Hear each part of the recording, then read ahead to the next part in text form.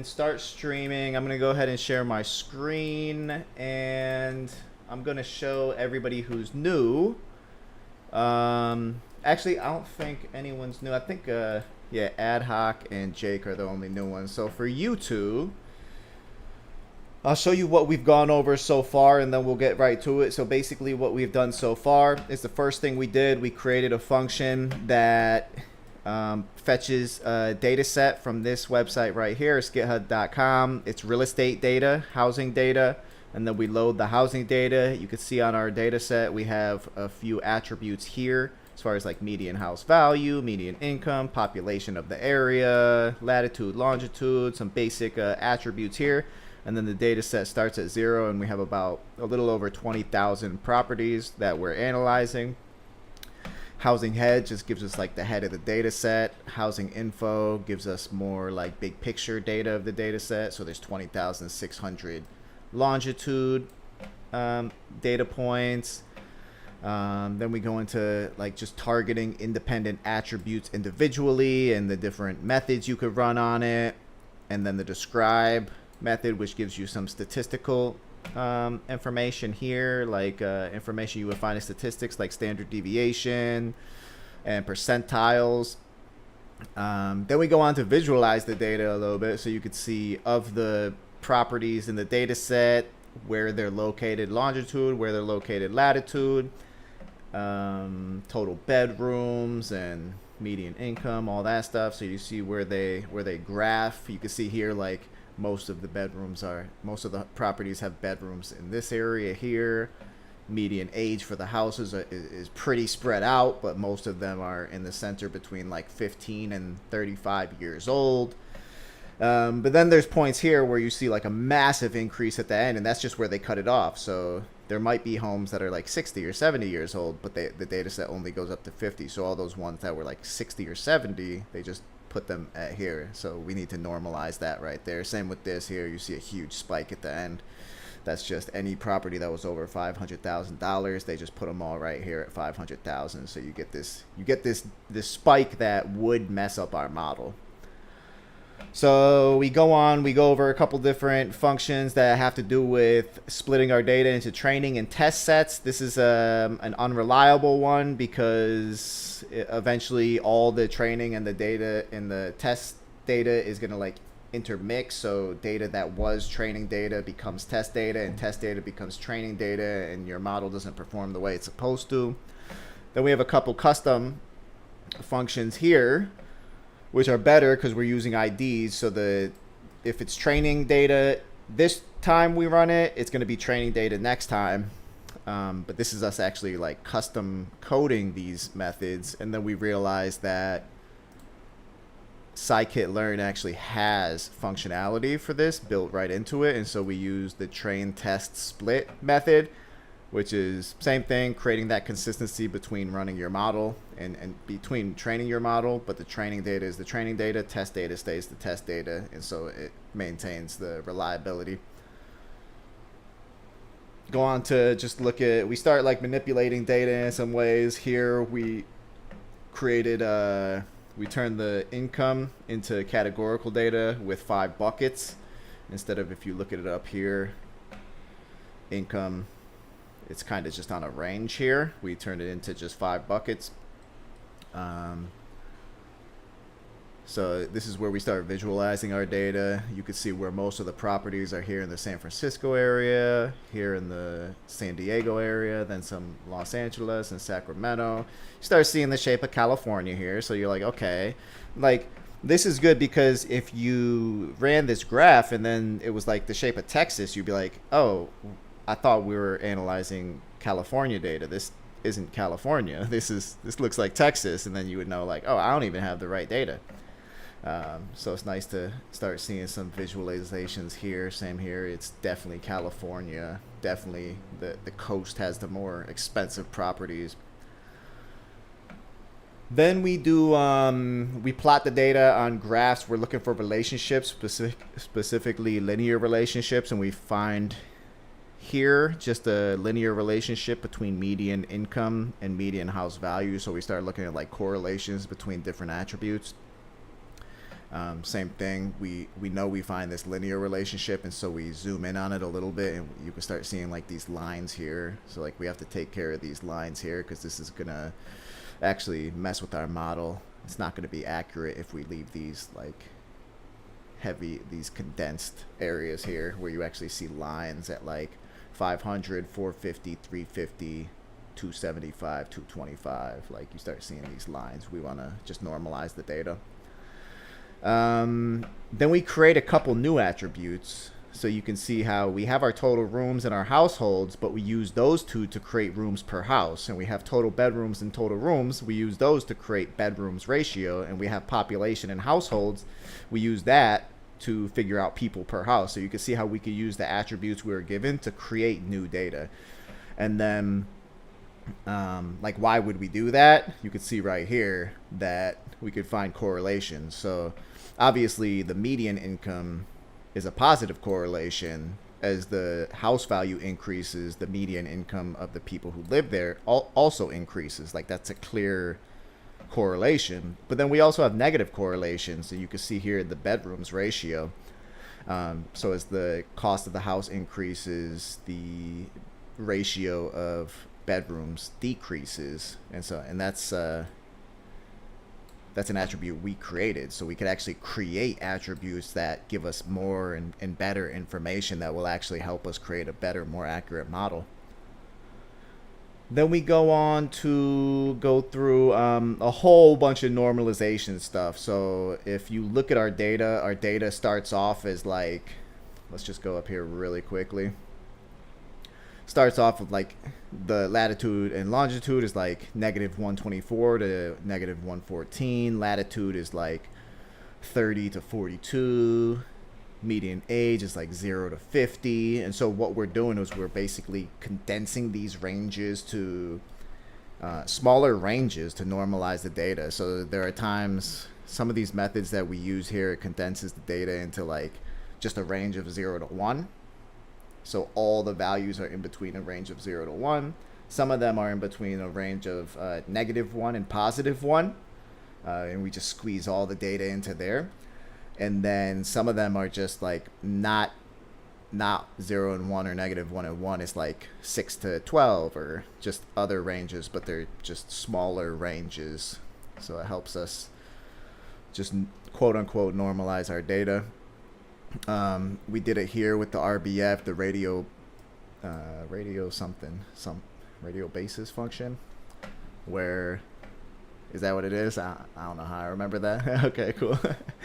Yeah, and so we see the housing median age, and we're looking for like what percentage of them are 35, I believe.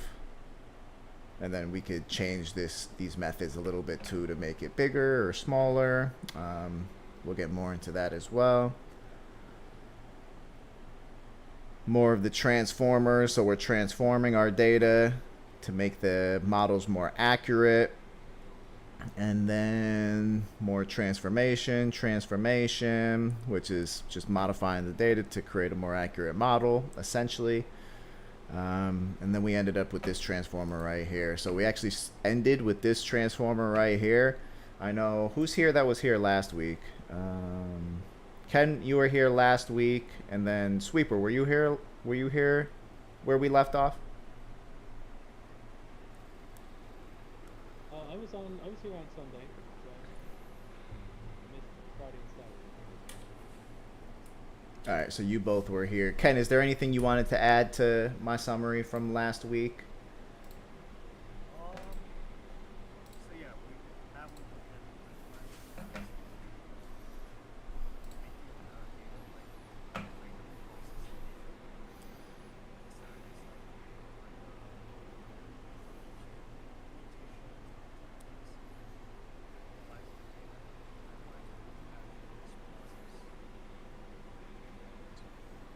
Mm-hmm. And Sweeper, anything you want to add?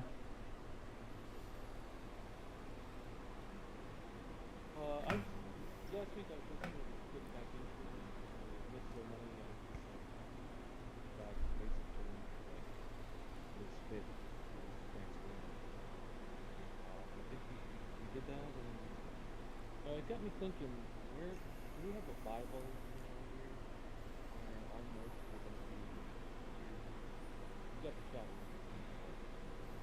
That might get cleaned up. And like where we want to put all our best stuff.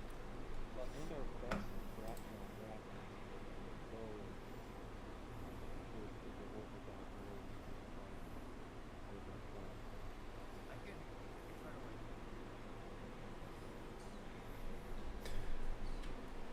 Yeah, that'd be cool if you maybe even get a Google Doc started. Yeah.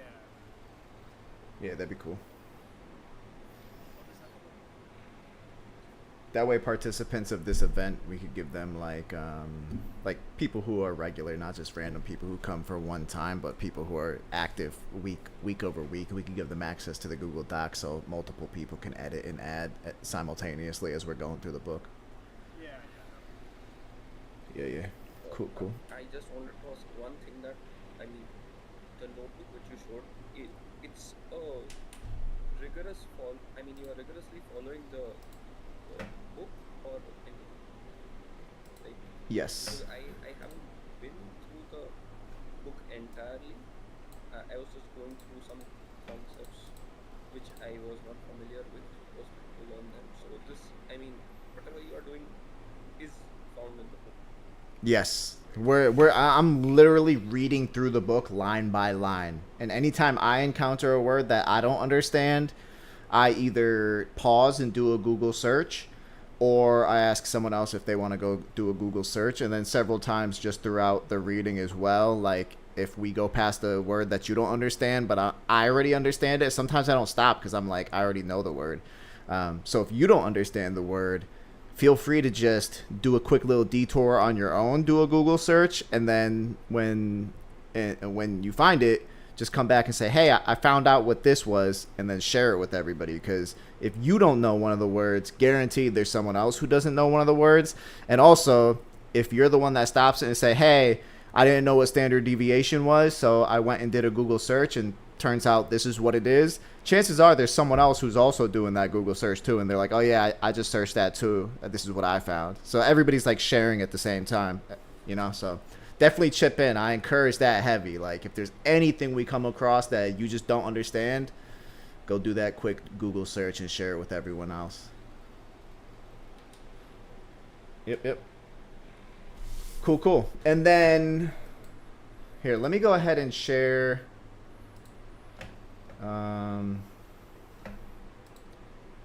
I can share this here. So let me copy the link, and I'll give this to the chat. So anyone who wants to follow along with this code editor, feel free to do that. You can make copies of the Google Collaboratory too. So if you want to like basically fork it and create your own version of it so you could add to it as well, I highly recommend that, because there's going to be times where I come across, like we just did this line of code right here. So like you could see I typed it in here, but anytime I encounter code, I stop and I type the code. And I recommend everybody else stops and types the code as well. Like it's nice to read the code and it's nice to go through the book and learn the vocabulary, but you want to get your hands dirty. You want to type code. You want to start building that muscle memory just for the Python syntax. You want to just understand the Scikit-Learn library. Eventually we'll get to TensorFlow and Keras too when we get to large language models and neural networks. Right now it's primarily Scikit-Learn, but you want to start learning some of the methods within that library. So you definitely want to type and get your hands dirty. That's huge. Any other questions before we get started?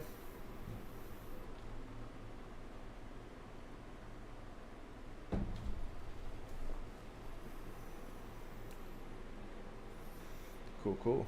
Then I will start reading.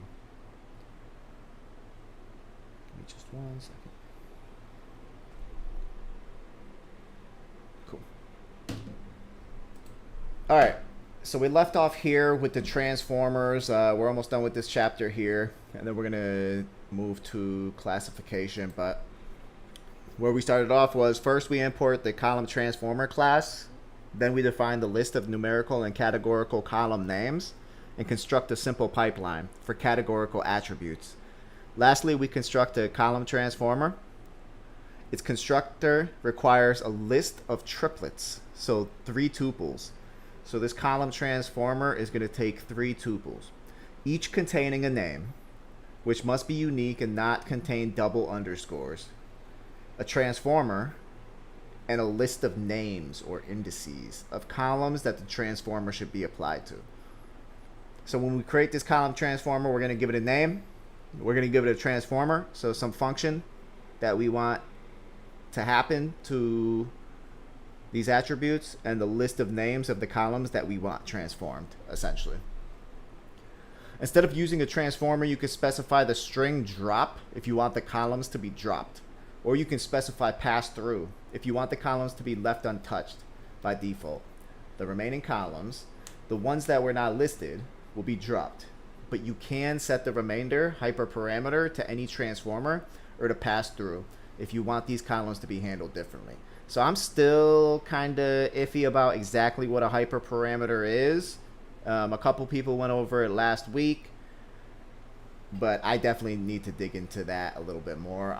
I'm not going to take time to dig into it right now because I know that this is more of like a end-to-end project, just kind of showing you less so the actual tactics that you're using and more so the process of like getting the data, viewing the data, visualizing the data, transforming and analyzing the, like the steps that you go through as you're building the model. So as far as like the details, I know we're going to learn that in future projects, but if someone else wants to go ahead and try check that out and try to explain it, that's totally cool too. Just a point. So regarding this hyperparameter, the thing is like this hyperparameter, I would say like, I mean, as per my thinking, it would be more clear when we actually work on models like classification. Yeah. Because like now, I mean, that's when we'll be actually using a hyperparameter function. Because now we are just talking about it. We are not actually like using any kind of hyperparameter tuning. Yeah. Right. So I think that then would be more clear when we'll actually work on. I'm pretty sure there should be something related to hyperparameter tuning and classification. So that time I think it would be more. Yep. And that's coming next. So looking forward to that. Since listing all the column names is not very convenient, Scikit-Learn provides a make column selector function that returns a selector function you can use to automatically select all the features of a given type, such as numerical or categorical.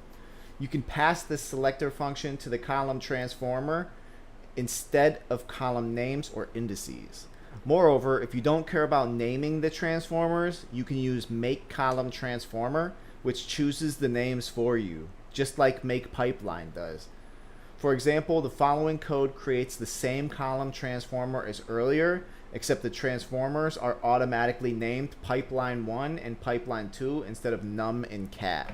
So you could see here we manually named num and cat attributes. This is going to give us make column transformer. Yeah, so this is actually going to just create the names for us. This is basically doing the same exact thing. I'm going to go ahead and type it out anyways just to get that muscle memory. But if someone would like to start reading from right here, if you're not typing any code, feel free to do that. Otherwise, go ahead and type the code out. And if anyone has any questions or comments during this pause, feel free to chime in.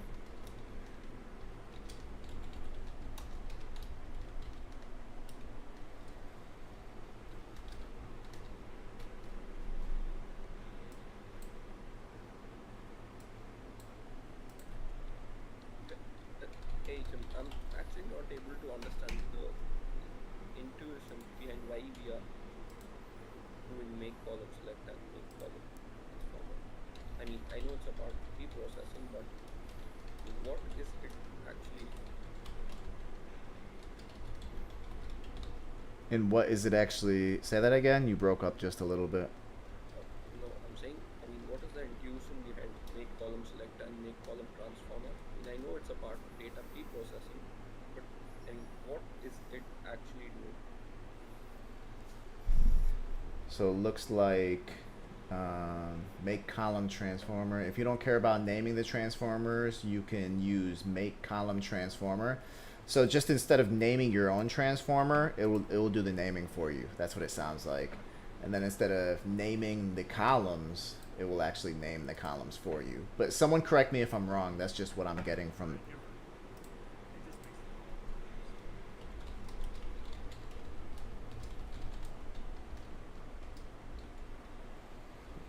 Does that answer your question, or are you asking? Is that what you're asking? Yep, yep. Okay, cool.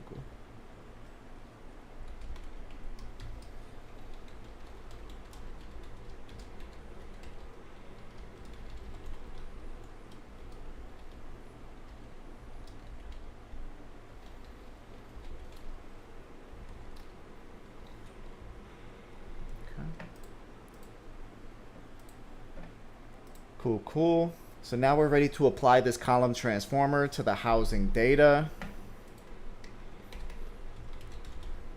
We're going to create a variable called housing prepared equals preprocessing dot fit transform.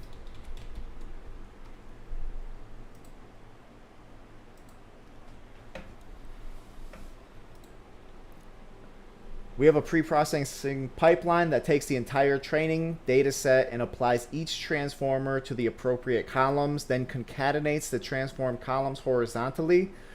Transformers must never change the number of rows. So the number of rows must stay the same. That means the number of actual, in our data set, if we have 20,000 properties that we're analyzing, then there should be 20,000 at the end of the transformation. It's not removing or adding, it's just modifying the data that already exists. That's what it sounds like.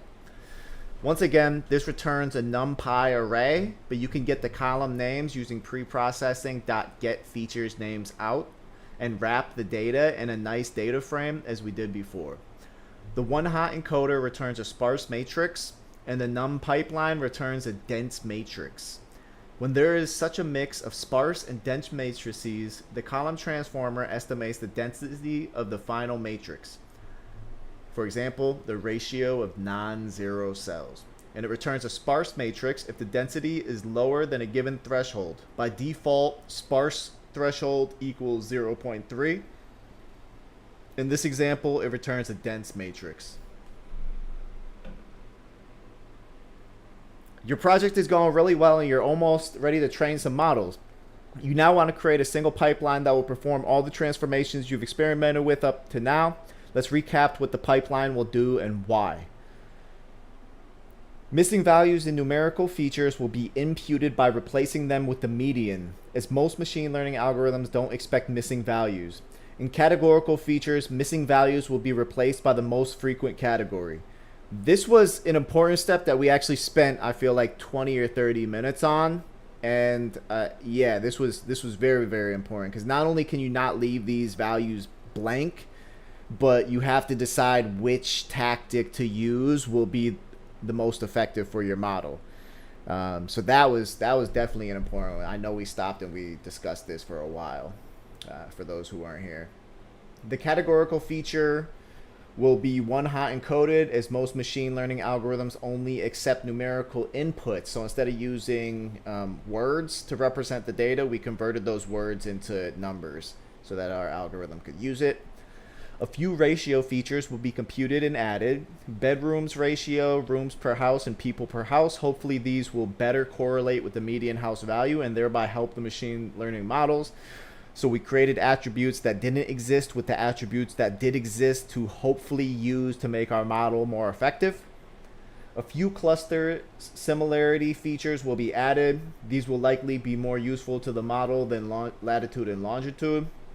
Features with a long tail will be replaced by their logarithm, as most models prefer features with roughly uniform or Gaussian distributions.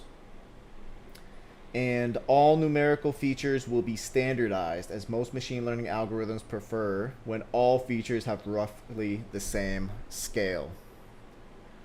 The code that builds the pipeline to do all this should look familiar to you by now. So, did we write this code yet, or is this new? This is so basically I'll start with that.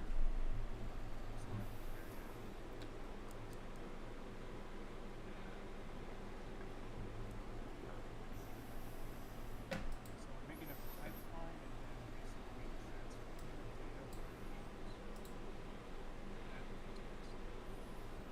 Ratio pipeline here, log pipeline. Okay, so like different. Gotcha, gotcha. And then the remainder. Okay. And then we could print that stuff out. All right, I'm gonna go ahead and type the code. This might take a couple minutes, so feel free to chime in, make comments, or go ahead and just type out the code as well. I think what we are trying to do is do everything in one cell and make it.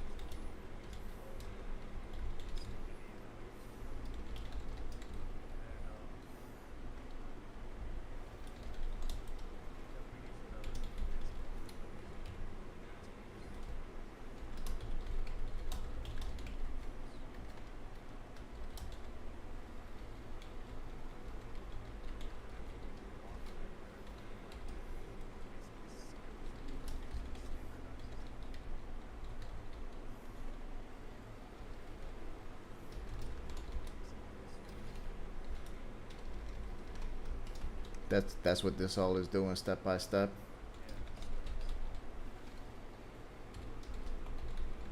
Yeah, see, yeah, I'm starting to understand this code that I'm typing too as I go through it, like the simple imputer strategy median, like that makes sense to me now. It definitely didn't make sense to me before. Though the discussions are very, very helpful. and you can see that on transform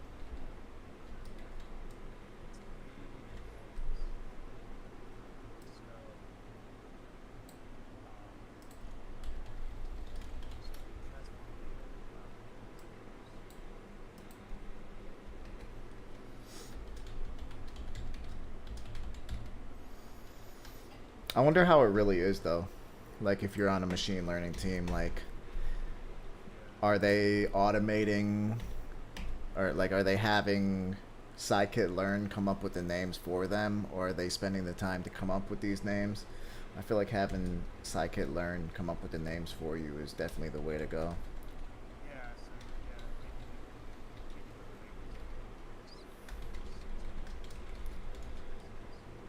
I wonder what would be the problem.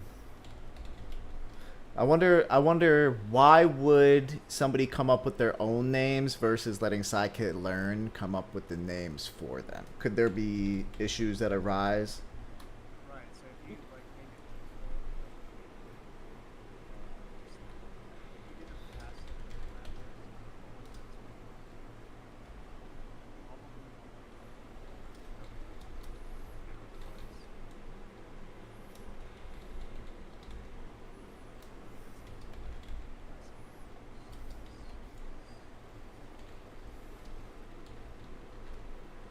I don't know, but doing it in like separate names, how it, what names? Sorry, my internet is going what names are you well, someone said, you know, why wouldn't you let, say, make up names on phone? You gotta know that. is it I like don't, that I don't, right import something as something like that? no, not, Oh, not, that's I guess I thought people were just talking about like column names that are being used or out and things like that. And, human beings naming it. I meant down here. I meant the column Yeah, yeah. transform. I mean, you're typing that in. That's not coming out of nowhere. Yeah, yeah. So if we didn't put in like all these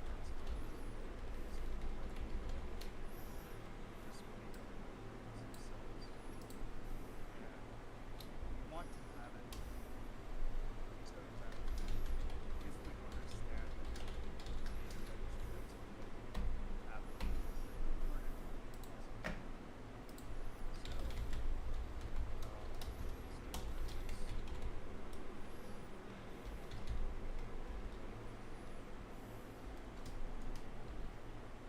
No, if we're ever looking at a piece of code and you know, if you plug it into neatly, I mean, we go over every line. Mm-hmm. And that would be very helpful. But I'm saying do that once, but as you're doing the type, Yeah, totally. I mean, if it wasn't me sitting here, I mean, after the meeting, sometimes I do that where I'm like everything from the meeting that I just didn't understand, or these lines of code where I'm like, okay, I understand everything except like this. I'll still break it down. Like, I want to know what everything does. You know? yeah, I still see where the thing is creating these right now.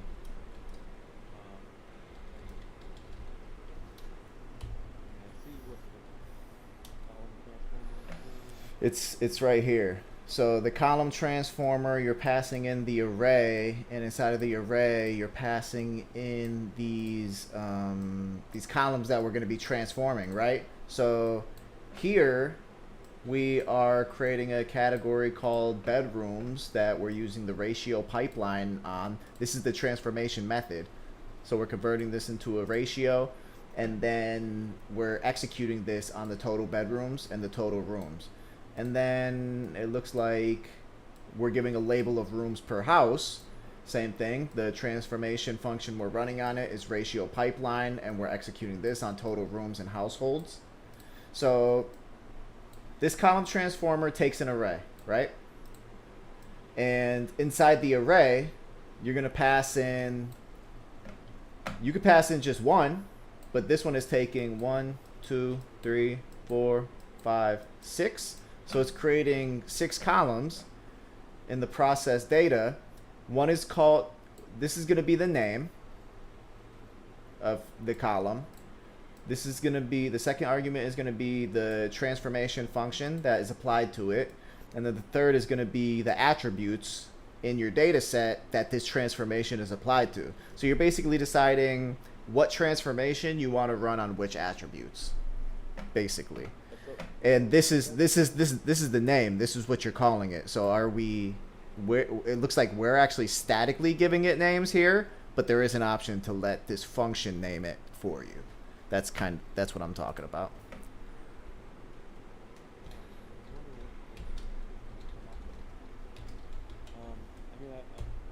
It's probably similar to like UID, where like you use UID to come up with IDs, so you don't have to come up with the IDs yourself. I'm guessing it's something like that, you know.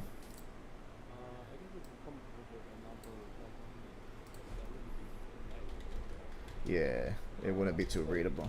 So it's like bedroom, the new bedroom column is going to be basically total bedroom divided by total room.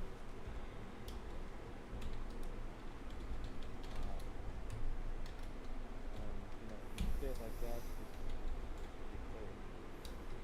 So the first 3 columns are just, this new column is these other 2 columns, one divided by the other. And then you get something like the log plus the plus. Yes. Are you talking about the actual transformation functions that are being run on it? Yeah, like Yeah, the ratio one says is simply 1 divided by the other.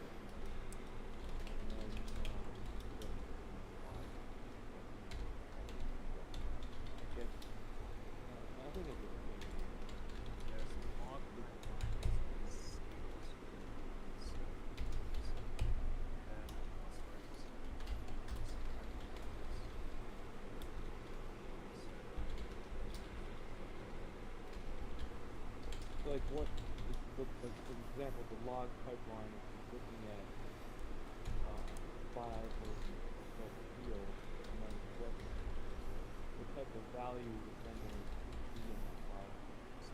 log.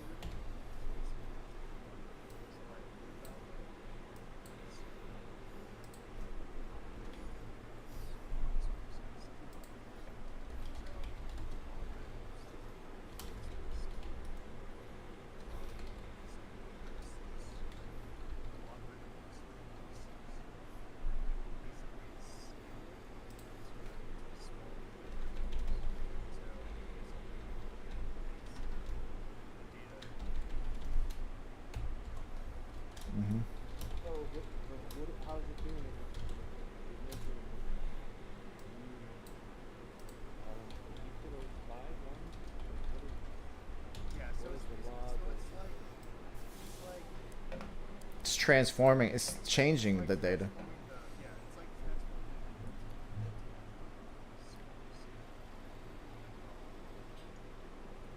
so it's in a certain way. Yeah. So it's doing this basically. Because these are the three transformer functions that we declared, and these are the, see, we're using ratio pipeline, we're using again ratio pipeline, log pipeline, I'm guessing is one that's created by Scikit-Learn, cluster simul, same thing, cat pipeline, same thing. So we're using some of our own custom transformation functions in here, and we're also using some built-in transformation functions, but we're not adding any columns to the data set, I don't believe. I believe we're just renaming them. So like, You don't want to lose like the total bedrooms and total roof values. You can create a new one based on it too. You don't want to like say okay, I'm making a new one and then just delete the other one. I don't think you would do that. didn't it specifically say though that nothing was being added or subtracted? Working with the that data. So basically there's yeah, you're keeping the data set right. Transforming it. It's there's apply the data set inversely. So you can basically apply the data set Oh yeah, you're right. So we're creating our bedrooms category, our rooms per house category, our people per house category. Yeah, okay, so this, yeah, that makes sense. Okay, so we're taking total bedrooms and total rooms, we're running it through our ratio pipeline we're basically doing everything we did in the code before, but we're doing it in a very succinct way with a very small amount of code. So we're running these two through the ratio pipeline to create ratios to basically create a brand new category here. So these top three are creating new categories. This one here is same thing. I mean, creating three new columns. The three new columns are bedrooms, rooms per house, and people per house. This one is. Go ahead.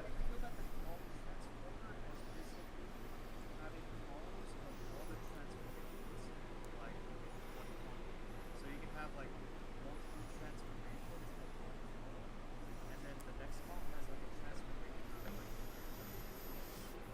same data set, but transformed with another like that's the reason why we're using transformers. That it's like flaring Yeah. Yeah, so then we're doing our log pipeline here. We're creating new columns with that. Then we're creating a geo column with our cluster simul. So we're passing latitude and longitude into this one here. And then the one that actually, yeah, okay. So with the last one, make column selector. We're actually just any column that exists in our data set that is an object and it's not numerical, we're pushing through the category pipeline. which I don't actually see here. Category. Yeah, I don't see the category pipeline. I see everything else though. And then remainder default num pipeline. So whatever columns we haven't processed or transformed here is going to be passed into remainder default num pipeline. So the only one that we didn't do a transformation on was the housing median age, and then we're going to transform it with this. So anything remaining, we're just default make pipeline simple imputer. So we're basically just making sure there's no empty data, there's no empty spaces in the table, essentially. Yeah. Okay. Does anyone have any question? So, yeah, I feel that using the cat pipeline, we are doing this, changing the categorical data to numerical one. And Yes. It is defined under somewhere. Yeah, it is defined. Yeah, it's definitely, yeah, because we did that up here for sure, for sure.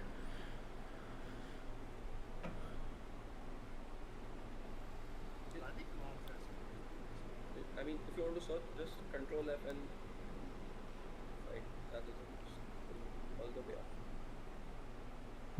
I wonder if there's is there a search in this program here? Yeah. Oh yeah, right there. What is it? Cat pipeline. Cat pipeline. Right here. Yep. Okay, cool. Yeah, so we're using a simple imputer on this as well. One hot encoder. Yep. Okay, yeah, you're right. Converting it into numerical data. Perfect. Cool, cool. All right. If you run this column transformer, it performs all the transformations and outputs a NumPy array with 24 features. Okay, yeah, so we definitely increased our data set. Let's see. Now we're gonna print some of this stuff out. Let's see what this looks like. So housing. Actually, did I execute this? Cool. It works. Housing prepared equals pre-processing dot fit transform housing.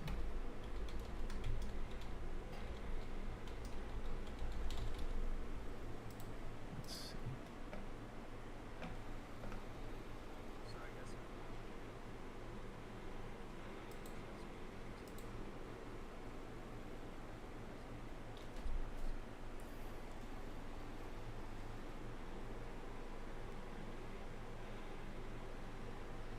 Say that one more time.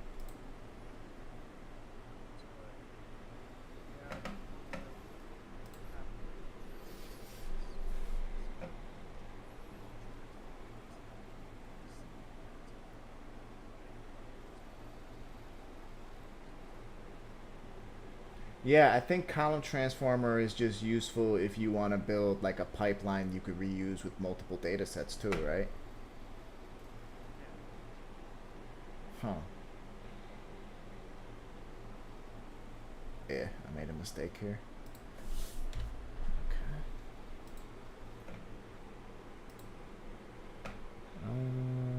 Slice indices must be integers or none, or have an index method.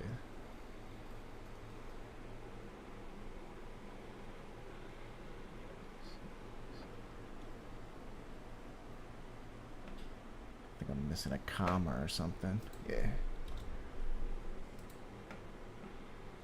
0, 1. There we go. Yeah, so you could see how yeah, our data looks way different than when we first started. That's interesting.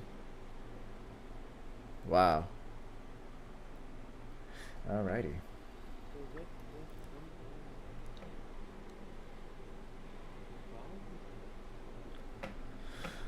So we have 1, 2, 3, then dot dot dot, and then another 3. So there's definitely some in the middle, yeah. And then same thing. We have the top 3, and then dot dot dot. So the bottom 3 as well.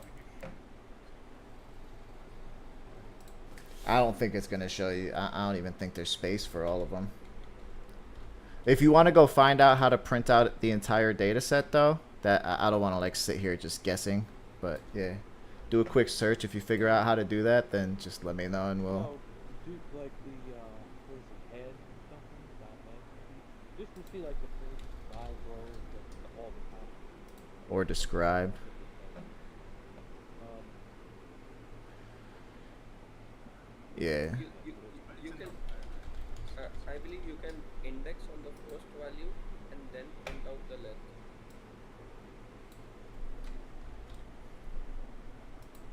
And no.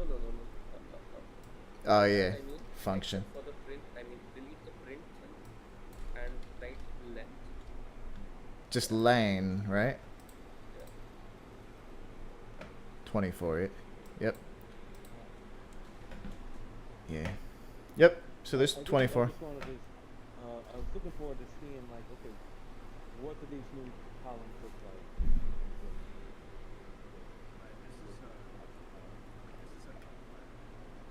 If you want Mm-hmm. to entirely see, just remove length and index on 0, you'll get the entire thing. Yeah. Like Just you'll be that able to- should be good.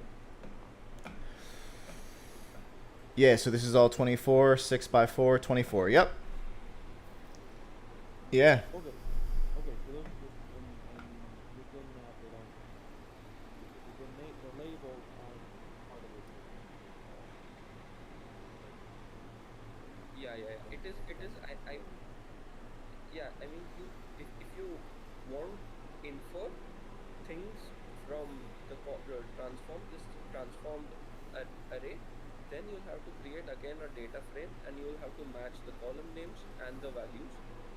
You'll have to rename the column names if you want to infer something. But for computation, I believe Python keeps it.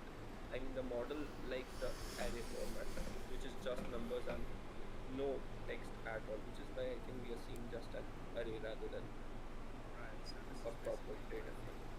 this is like making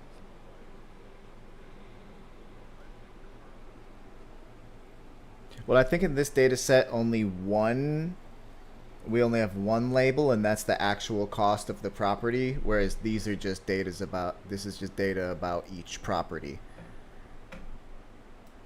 I think the label is separate because we have our X, which is our data set, and we have our Y, which are the labels. So for each 24 attributes or features, we have one label.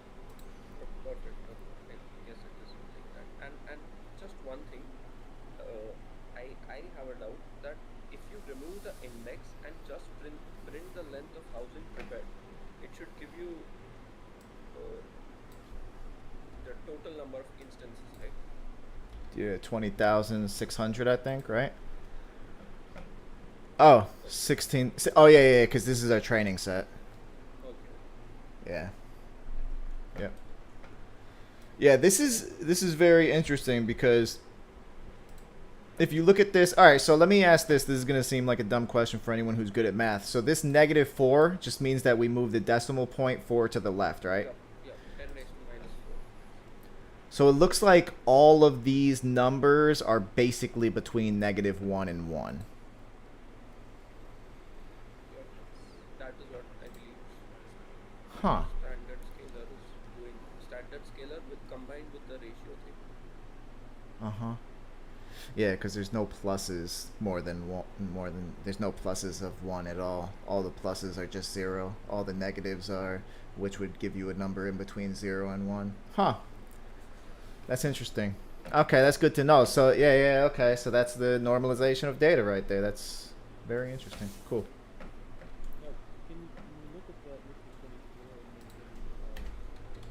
like in the pre-processing part, in bedroom, that can you count backwards and say bedroom? This cat was the last one on the list there. That value. Yeah, I believe if you want to infer, you can match the names and you can match it with the sequence it follows, which we are passing. So is it we put bedrooms at the very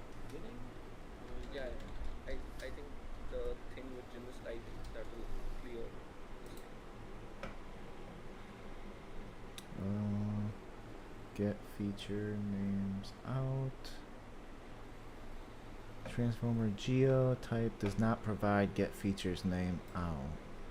Oh, so one of the ones that we created was, let me just cut this out and see if it works.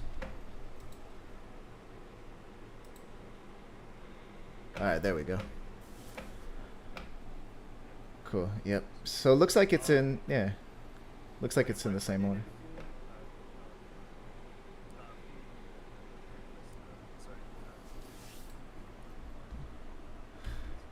Because this feature that we added doesn't have that functionality built onto it. This right here doesn't have this functionality built into it. Yeah. Actually, hold on. Well, no. Yeah, it's not gonna work. Yeah. See. Yeah. So this is one of our custom features that we added. Attribute error. Yep. I guess if it's important to us to get the features name out, then I think we'd want to not add a feature that's going to prevent us from getting the features names out. But is it really important, or is it just to like a check? Like, is it important for the effectiveness of the model? Is it helping us getting one step to training?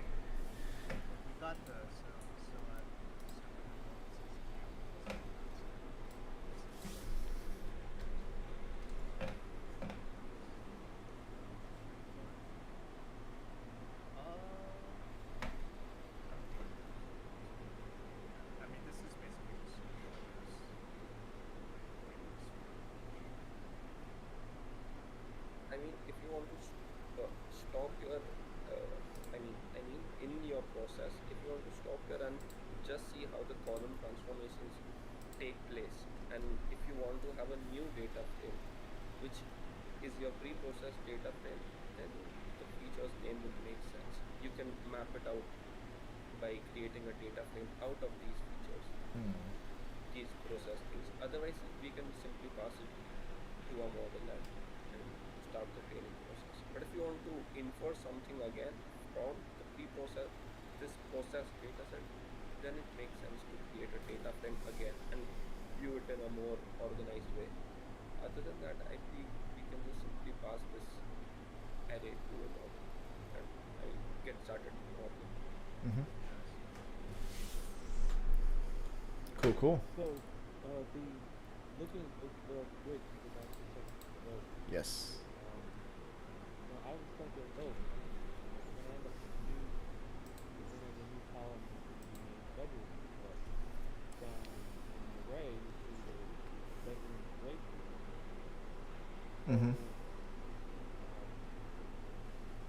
Bedrooms, the field, the column that already existed.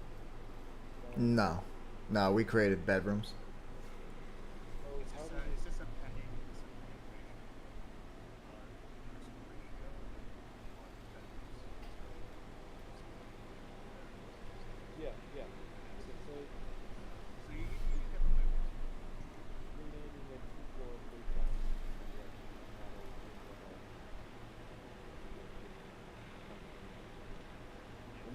With the log one, I was thinking like, oh, what's going to do this guy? Five different columns that don't I see them created five different columns. Yep. Okay. Just a small question. The original data set without pre-processing had how many features? Let's see. We were 10. Okay, 10. It's 10. Yep. and So now it's 24. yes. Yep. That's interesting though. So even when they do the log of the total rooms, it keeps the initial total rooms.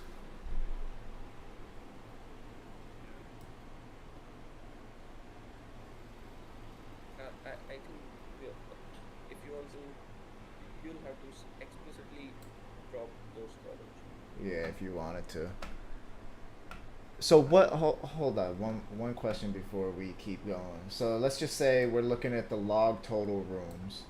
Here you can see that we pass total rooms into the log pipeline. That's what we're getting right there. So if you look at 1, 2, 3, 4, 5, 6, 7, 5. So 1, 2, 3, 4, 5 total rooms. Oh, okay. It is actually overwriting our old total rooms. Well, it's not overwriting our total rooms, but it's just converting the data in the old total rooms to data, total room data with the logarithm applied to it. Okay, okay. So they don't have like the original data plus the log total rooms. They actually just overwrote the old data with the logarithm. Yeah, yeah, yeah. And then we have a ton of other. Okay, cool, cool, cool. All right, that makes sense. And when you say overall, and this is like this is a new variable with a new array. The old Yeah. one still has all its stuff in it. Yeah, just transform that. Uh-huh. Yes. So at last, you framed the problem, you got the data and explored it, you sampled the training set and test set, and you wrote a pre-processing pipeline to automatically clean up and prepare your data for machine learning algorithms. You are now ready to select and train a machine learning model. Train and evaluate on the training set. The good news is that thanks to all the previous steps, things are now going to be easy. You decide to train a very basic linear regression model to get started. I'm not positive how you would come up with the decision to do that, but I'll go with it for now. Yeah, I think it's because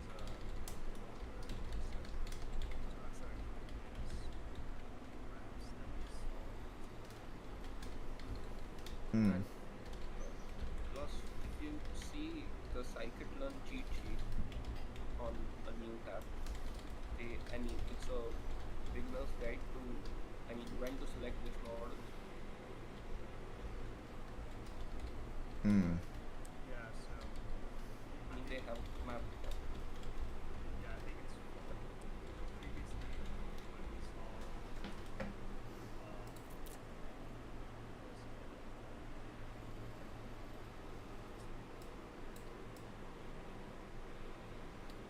Oh wow. Okay, I like this.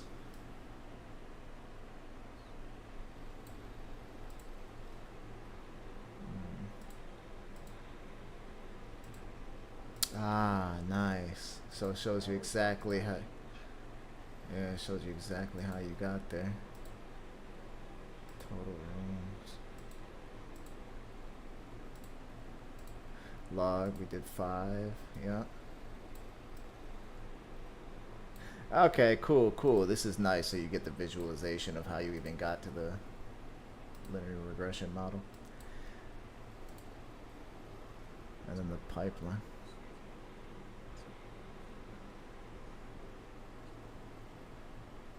Hmm.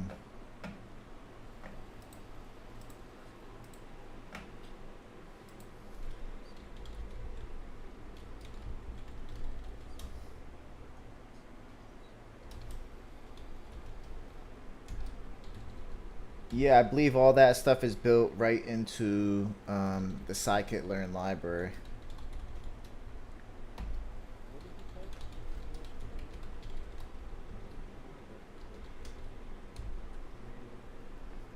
This here. This here. Those 2 lines, the whole thing there? That whole thing right there.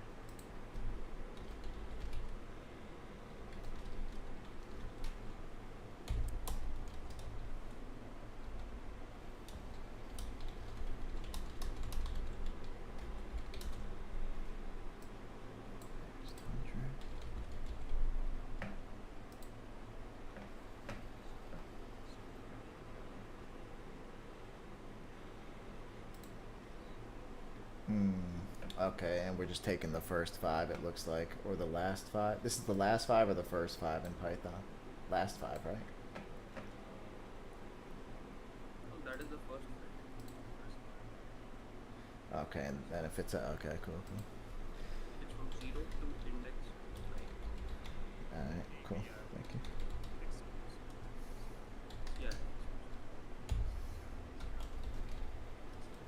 0 to 5, and then if it was 5 with the colon, it would be 5 from 5 to the rest of the data set, right? Cool, cool. And I've shared a link in the chat where you can find probably how to choose linear regression or any other model like that. It's a Scikit-Learn. Yeah, yeah. It's Scikit-Learn's own documentation where they guided how to end up. This is the predictions suck though. Look at it. One of them is it predicted 243,700, but the actual value was 458,000. That's like way.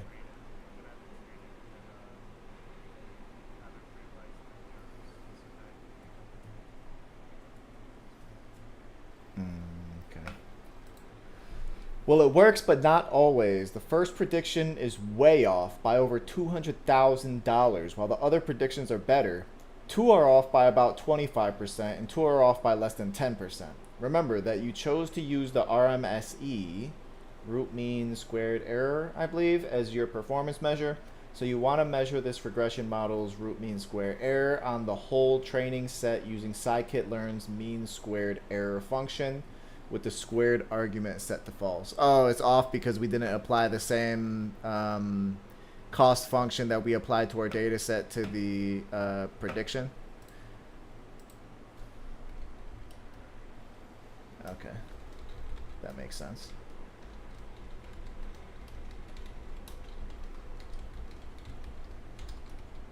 Mean squared error.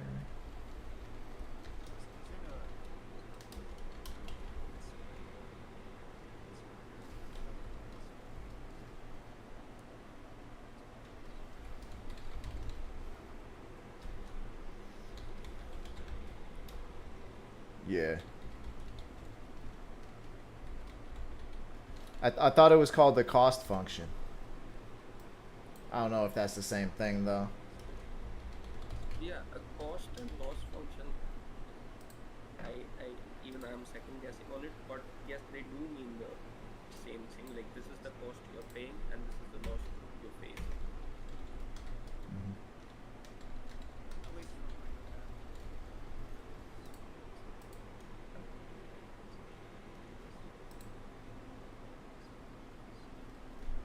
Root mean squared error. Technically, I have to minimize the loss functions, and I have to minimize the cost functions. So this is saying that the average error is about $68,000 off. Is that what this is saying? Yeah. This is Mean squared error.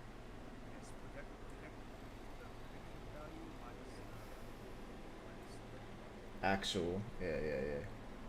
Okay, that's way off. If that maybe if you were like within 1,000 of each, like if each prediction was within 1,000 of the price, then that's good, right? Does anyone know what's acceptable for a problem like this? Like what's acceptable? 5,000?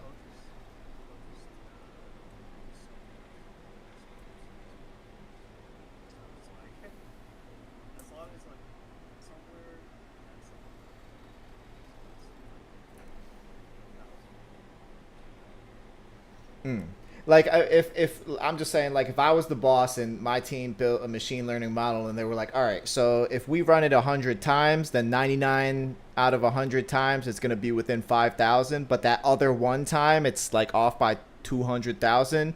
I would think like that's not good enough. We need all of them to be within.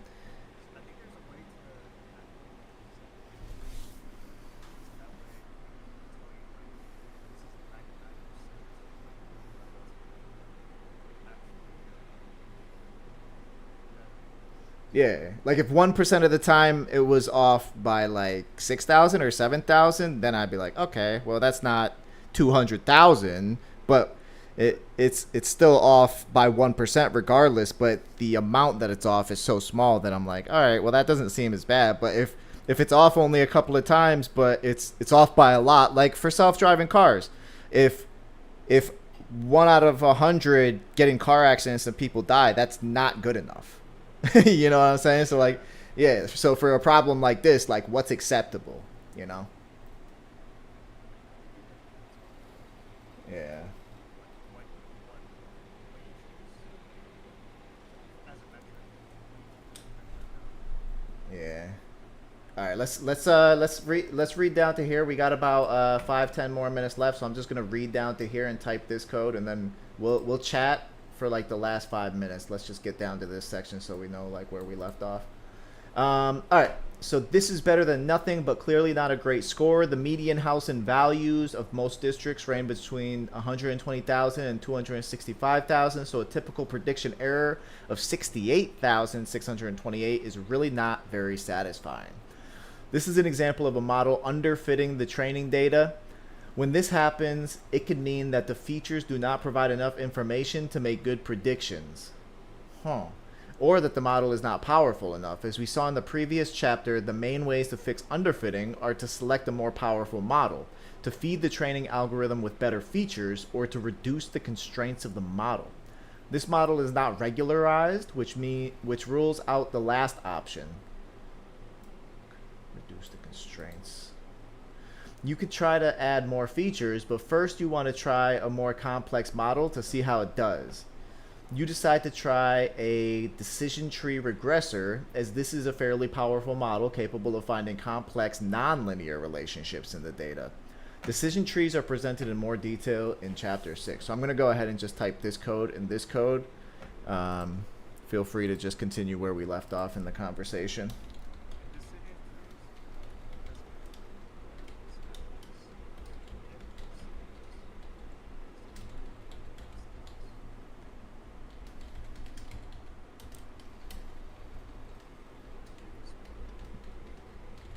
Sounds so basic though. Right? Make it sound like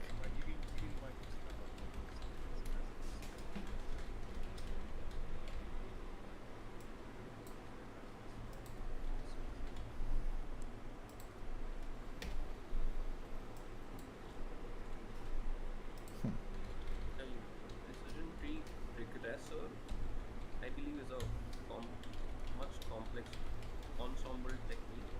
Decision trees are mostly used for classifying things, like yes or no, red or blue, something like that.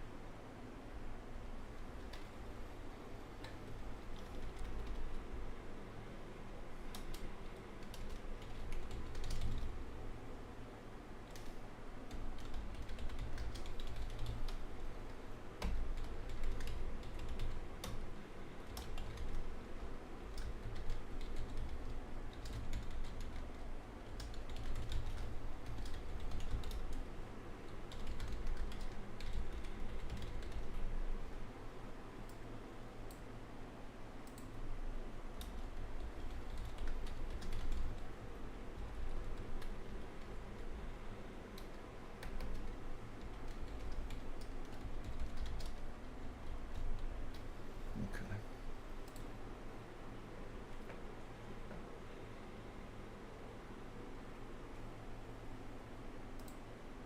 0.0. I don't know what that means.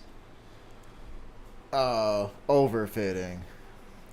That would be my guess, but we'll see. Now that the model is trained, you evaluate it on the training set. Wait, what? No error at all? Could this model really be absolutely perfect? Of course, it is much more likely that the model was badly overfit the data. How can you be sure? As you saw earlier, you don't want to touch the test set until you are ready to launch a model you are confident about. So you need to use part of the training set for training and part of it for validation. So you can't just have training and test. All right, so we'll start off here tomorrow. Thoughts, comments, questions, concerns?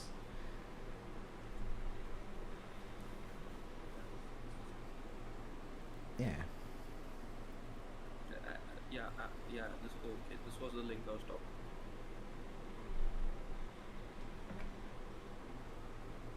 Nope.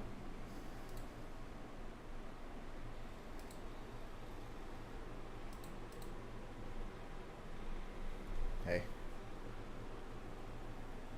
What was the link? The one you shared in the chat?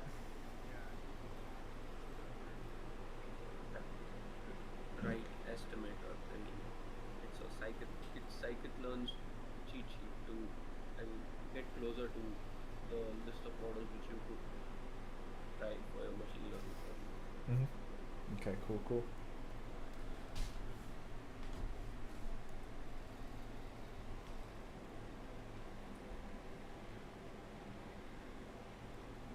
Cool. Yeah, I'm interested in doing this is cool, but I'm interested in actually dialing in on the different types of problems. So when we get to like chapter 3 classification, that's gonna be a fun one.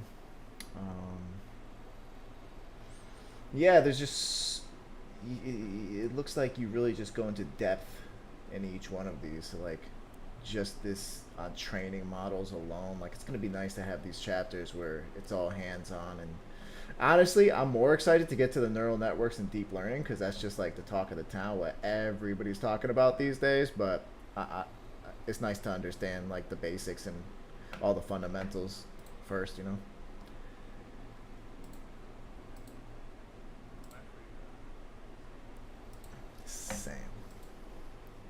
Same. All right. Well, if no one else has anything to say, I will hop off. Feel free to reach out to me anytime. Otherwise, I will see you all tomorrow if you're here.